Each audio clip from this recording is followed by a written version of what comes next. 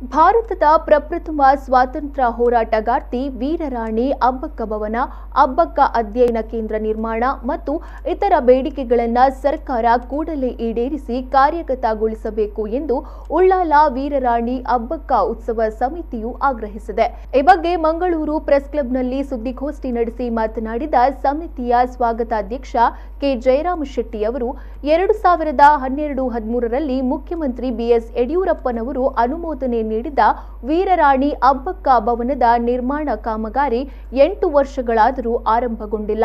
ವೀರರಾಣಿ ಅಬ್ಬಕ್ಕ ಭವನದ ಮೂಲಕ ಕಡೆಗಣಿಸಲ್ಪಟ್ಟಿದ್ದ ಅಬ್ಬಕ್ಕಳ ಮಾನ್ಯತೆಗೆ ನಾಂದಿಯಾಗುತ್ತೆ. ಹೀಗಾಗಿ ಭವನದ ನಿರ್ಮಾಣ ಅತಿ ಶೀಘ್ರವಾಗಿ ಆಗಬೇಕು. ಮಂಗಳೂರು ವಿವಿಯಲ್ಲಿ ಸ್ಥಾಪಿಸಲಾಗಿರುವ ರಾಣಿ ಅಬ್ಬಕ್ಕ ಅಧ್ಯಯನ ಕೇಂದ್ರಕ್ಕೆ ಕೂಡಲೇ ಅನುದಾನ ಬಿಡುಗಡೆ ಮಾಡಿ ಅಧ್ಯಯನ ಕೇಂದ್ರ ಆರಂಭಿಸಬೇಕು. ಮಂಗಳೂರು ಅಂತಾರಾಷ್ಟ್ರೀಯ airport, Mangaluru central junction railway ನಿಲ್ದಾಣ, ರಾಷ್ಟ್ರೀಯ ಹೆದ್ದಾರಿ 66 ತೊಕ್ಕೊಟ್ಟು ಫ್ಲೈಓವರ್ಗೆ ವೀರರಾಣಿ ಅಬ್ಬಕ್ಕಳ ಹೆಸರಿಡಬೇಕು ಎಂದು ಆಗ್ರಹಿಸಿದರು. ಮುಖ್ಯಮಂತ್ರಿ ಆಗಿದ್ದಾಗ ನಾವು ಅವರನ್ನು ವಿನಂತಿಸಿದ ಮೇರೆಗೆ ನಮಗೆ ಪ್ರಥಮ ಬಾರಿಯಾಗಿ 25 ಲಕ್ಷ ರೂಪಾಯಿ ಅಬ್ಬಕ್ಕ ಉತ್ಸವಕ್ಕೆ ಅವರು ಕೊಟ್ಟಿದ್ದು. ಆನಂತರ ಇವತ್ತಿನವರೆಗೆ ಕರ್ನಾಟಕ ರಾಜ್ಯ ಸರ್ಕಾರದ ನೇತೃತ್ವದಲ್ಲಿ ಅವರ ಹಣ ಸಹಾಯದಿಂದ ಅಬ್ಬಕ್ಕ ಉತ್ಸವ ಆಗ್ತಾ ಇದೆ. ಕಳೆದ 2 ವರ್ಷ 3 ವರ್ಷಗಳಿಂದ ಮಾನ್ಯ ಜಿಲ್ಲಾಧಿಕಾರಿಗಳೇ ಅಬ್ಬಕ್ಕ ಉತ್ಸವವನ್ನು ಮಾಡ್ತಾ ಇದ್ದಾರೆ. ಕೊಟ್ಟು ಬಸ್ ಸ್ಟ್ಯಾಂಡ್, ಈಗಿನ ಬಸ್ ಸ್ಟ್ಯಾಂಡ್ ಹತ್ರ ಸುಮಾರು 50 ಸೆನ್ಸ್ ಜಾಗವನ್ನು ಅಬ್ಬಕ್ಕ ಭವನಕ್ಕಾಗಿ ಮೀಸಲಾಗಿತ್ತು.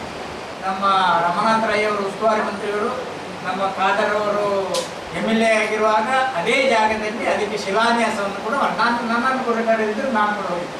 ಆ ಶಂಕುಸ್ಥಾಪನೆ ಮಾಡಿ ಸುಮಾರು 5 ವರ್ಷ ಕಳೆದೋಯ್ತು, 8 ವರ್ಷ ಕಳೆದೋಯ್ತು. ಹಣ ಬಂದಿದೆ, ಶಂಕುಸ್ಥಾಪನೆ ಆಗಿದೆ, ಅದಕ್ಕೆ ಕೆಲಸ ಪ್ರಾರಂಭ ಮಾಡಬೇಕು. ಅಬ್ಬಕ್ಕ ಅಧ್ಯಯನ ಪೀಠವನ್ನು ನೀವು ತಕ್ಷಣ ಅದನ್ನು ಮುಂದುವರಿಸಬೇಕು, ಅದಕ್ಕೆ ಬೇಕಾದಂಥ ಹಣವನ್ನು, ಅನುದಾನವನ್ನು ತಕ್ಷಣ ಬಿಡುಗಡೆಗೊಳಿಸಬೇಕಂತ ನಾವು ಒತ್ತಾಯವನ್ನು ಮಂಡಿಸ್ತಾ ಇದ್ದೇವೆ.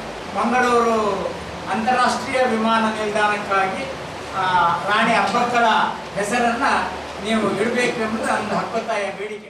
ಸುದ್ದಿಗೋಷ್ಠಿಯಲ್ಲಿ ಸಮಿತಿಯ ಪ್ರಧಾನ ಕಾರ್ಯದರ್ಶಿ ಧನಲಕ್ಷ್ಮಿ ಗಟ್ಟಿ, ಗೌರವ ಉಪಾಧ್ಯಕ್ಷ ಸದಾನಂದ ಬಂಗೇರ, ಅಧ್ಯಕ್ಷ ದಿನಕರ ಉಳ್ಳಾಲ್ ಉಪಸ್ಥಿತರಿದ್ದರು.